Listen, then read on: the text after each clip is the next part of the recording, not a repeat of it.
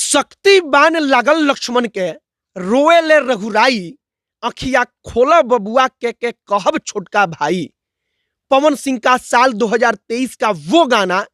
जिसको अगर कहा जाए कि भोजपुरी में सबसे ज्यादा किसी गाने ने प्रशंसा बटोरी, सबसे ज्यादा किसी गाने ने लोकप्रियता बटोरी, तो वह यही गाना है, रोवे ले रघुराई।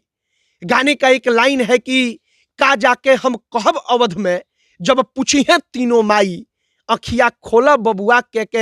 कहब छोटका भाई। जब पवन सिंह अपने आवाज में इस गाने को गाते हैं और गाने का लिरिक्स दोनों इतना शानदार रहता है कि लोग अपने आप को रोक नहीं पाते यह कहने के लिए कि साल 2023 का सबसे बेहतरीन गाना अगर भोजपुरी को कुछ मिला तो वह शायद रोवे ले रघुराई गाना था।